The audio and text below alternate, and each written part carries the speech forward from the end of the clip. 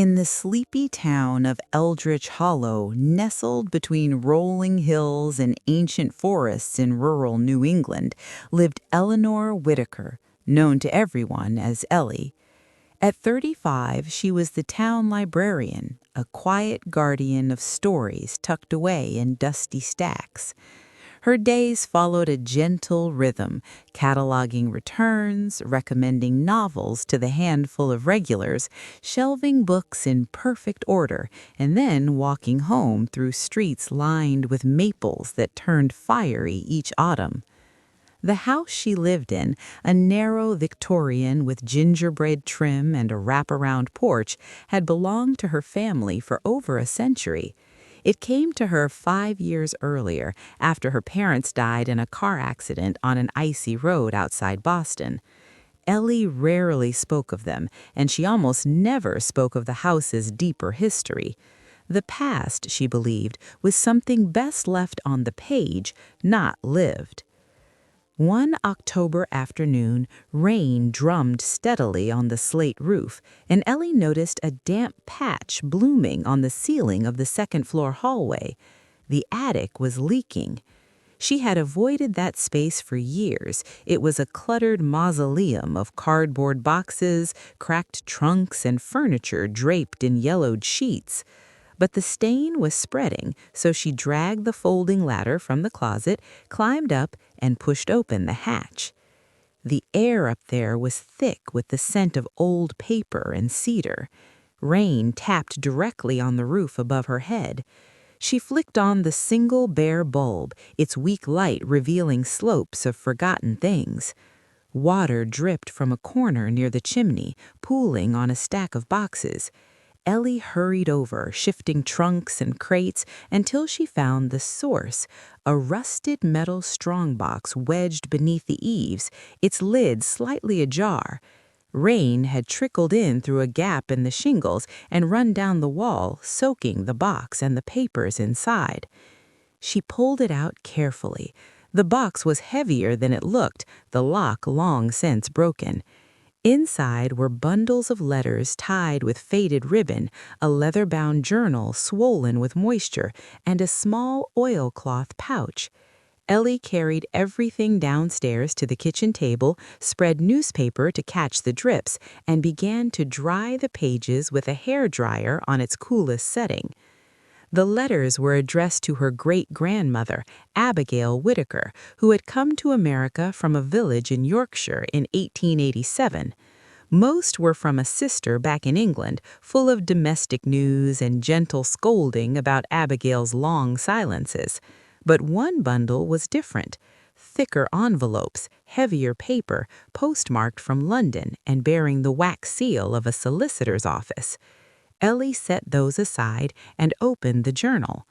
The handwriting was Abigail's, elegant but hurried, the ink browned with age.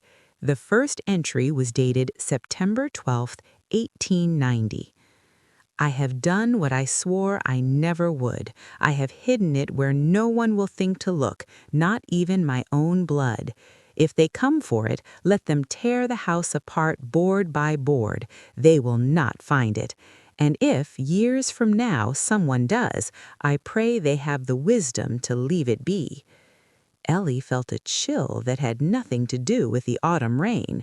She read on. Abigail wrote of arriving in Eldritch Hollow pregnant and alone, her husband having died of fever on the Atlantic crossing. She had brought with her a single trunk and something far more dangerous, a necklace. Not just any necklace, an heirloom from her mother's side, passed down for generations in secret.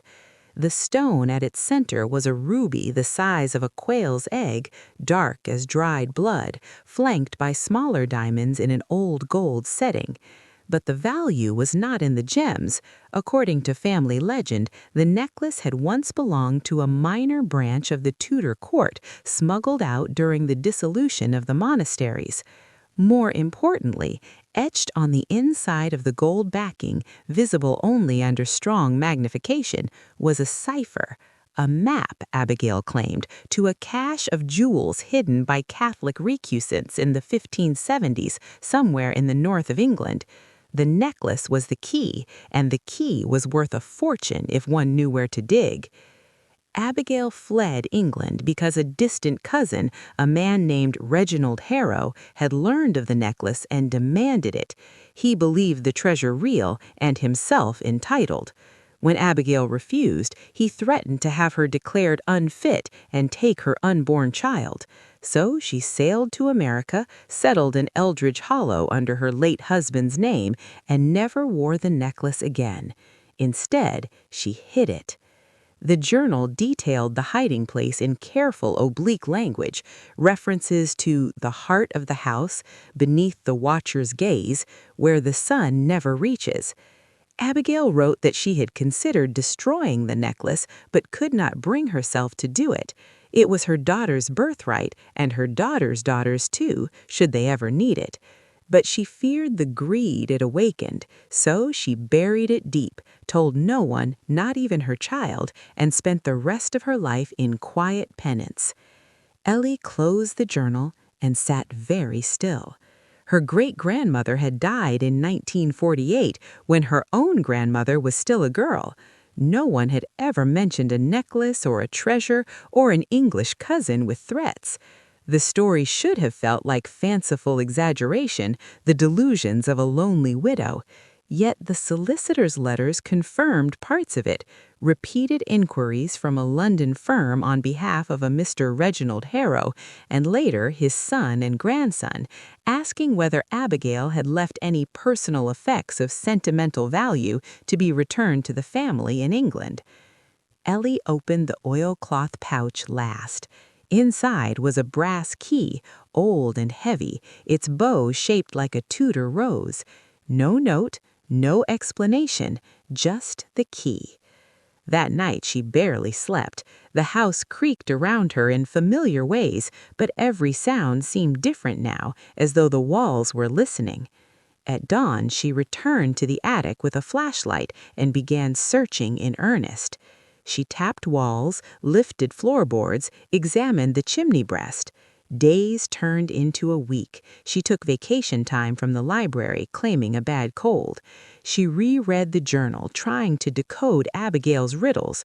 The heart of the house could be the central chimney, or the main beam, or even the foundation stone. The watcher's gaze might mean a window, a portrait, a mirror. She found nothing. In frustration, she began clearing the attic entirely, hauling boxes downstairs to sort through them properly. On the 10th day, she uncovered a small trunk she did not remember. Mahogany, brass-bound, locked. The Tudor rose key fit perfectly. Inside were more letters, a faded photograph of Abigail as a young woman wearing the necklace, and a single sheet of heavy vellum folded into quarters. When Ellie unfolded it, her breath caught. It was a detailed drawing of the necklace's backplate, magnified many times, showing the cipher, tiny symbols etched in concentric circles. Beneath the drawing, in Abigail's hand, was a translation. The coordinates pointed to a specific hill in Yorkshire Dales, near the ruins of an old priory dissolved under Henry VIII. There was even a sketch of the landscape and instructions, 30 paces north of the fallen altar stone beneath the roots of the ancient yew. Ellie stared at the page for a long time. The treasure, if it existed, was still in England. The necklace itself was hidden somewhere in this house, and people had been looking for both for over a century. She considered burning everything and forgetting it. Greed had already cost Abigail her peace. It had driven a man to threaten a pregnant widow across an ocean. Ellie had a good life, quiet, safe, sufficient. She did not need riches. But the house needed a new roof. The library's budget had been cut again. They were talking about reducing hours. Her parents' medical bills had eaten most of the insurance money, and some small, stubborn part of her wanted to know whether her great-grandmother's story was true. She decided to find the necklace first. If it was real, she would decide what to do next. Winter arrived early that year. Snow dusted the hills while Ellie continued her search. She enlisted the help of no one. The town was small, gossip traveled fast, and she did not trust anyone with this. Instead, she worked alone, late into the nights, flashlight between her teeth, prying at baseboards and crown molding. On Christmas Eve, with the house decorated only by a single string of lights because she had no heart for more, she noticed something odd in the parlor. The room had an old fireplace with an ornate mantel carved from oak. Above it hung a gilt-framed mirror that had been there as long as Ellie could remember. The glass was wavy with age, the frame chipped in places. She had dusted it 1,000 times without thinking. But that evening, candlelight from the tree reflected strangely in the mirror, catching on something behind the glass. Ellie stood on a chair and lifted the heavy frame off its hook. The backing was wooden canals nailed in place. She fetched a screwdriver and pried them loose. Taped to the inside of the backing, wrapped in oilskin, was the necklace. It was more beautiful than the photograph suggested. The gold setting caught the lamplight and threw it back deeper, redder as though lit from within. The diamonds were small yet brilliant. Ellie held it in trembling hands, feeling the weight of more than metal and stone. She did not put it on. Instead, she carried it upstairs, locked it in a new safe she had bought weeks earlier under the pretext of storing important documents, and sat down to think. The responsible thing would be to contact a museum, donate it anonymously, let experts decide its fate. But the vellum map complicated everything. If the treasure was real, and the necklace's existence proved at least part of the story was, then it belonged to history, not to any one person. Yet Abigail had hidden it for a reason. The Harrows were still out there. The solicitor's letters had continued into the 1970s before stopping. Ellie spent January researching quietly. She learned that a branch of the Harrow family still lived in Yorkshire. The current descendant, a man named Charles Harrow, was a minor aristocrat with a crumbling estate and a reputation for financial trouble. Articles mentioned debts, sold-off land, lawsuits over inheritance. One obscure genealogy site listed the necklace as a lost Harrow family heirloom, rumored to be the key to a greater prize. In February, Ellie received a letter. It arrived in a thick cream envelope with no return address, postmarked London. Inside was a single typed sheet. Miss Whitaker, it has come to our attention that certain items of sentimental value to our client may be in your possession. We would appreciate the opportunity to discuss their return. A generous finder's fee could be arranged. Please contact the undersigned at your earliest convenience. It was signed by a solicitor whose firm name matched those in Abigail's bundle. Ellie's heart hammered. Someone knew or suspected she had found something. She did not reply. Spring brought dogwood and lilac to Eldridge Hollow. Ellie took a leave of absence from the library, claiming family matters in England. She booked a flight to Manchester, rented a car, and drove north into the Dales. She told herself she only wanted to see the place Abigail had described, to lay the story to rest. She locked the necklace locked in the safe at home. The hill was exactly where the map said it would be. Rolling green pasture dotted with sheep, the priory ruins little more than foundation stones overgrown with moss.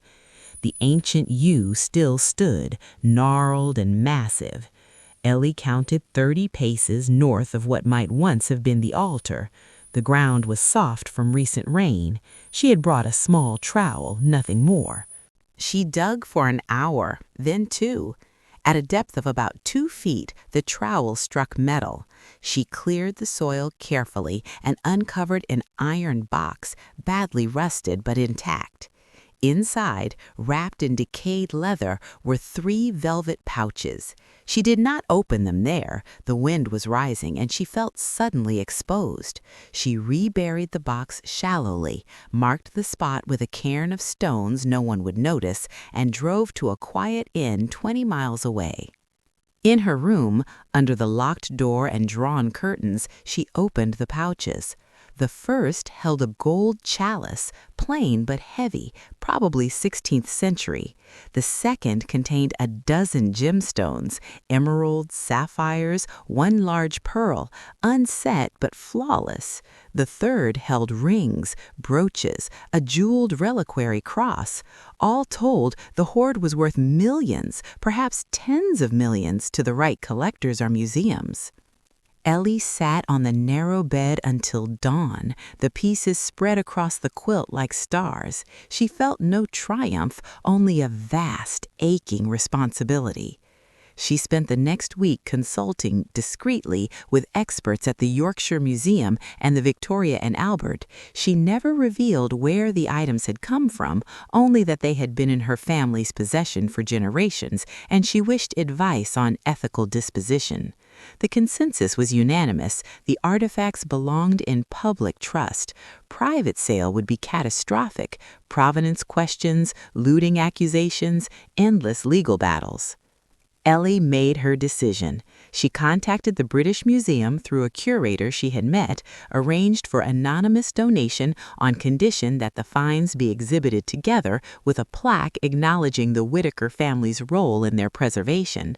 No mention of treasure maps or hidden necklaces, just a simple statement that they had been safeguarded across centuries and were now returned to the nation. Charles Harrow's solicitors tried once more, this time through American counsel, hinting at litigation.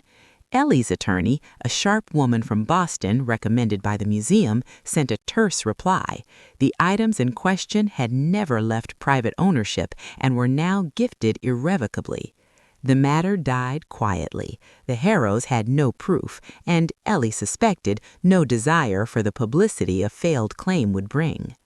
She flew home in May. The necklace remained in the safe. She had considered donating it too, but something stopped her. It had protected Abigail, guided Ellie to the truth, and in the end enabled the return of something far greater. It felt like the one piece that still belonged to her family. Years passed. The roof was repaired. The library received an anonymous endowment large enough to restore hours, update computers, and start a children's reading garden. Ellie returned to work, quieter than before, but content. One autumn evening, much like the one in which she had first climbed into the attic, Ellie sat in the parlor with tea cooling beside her.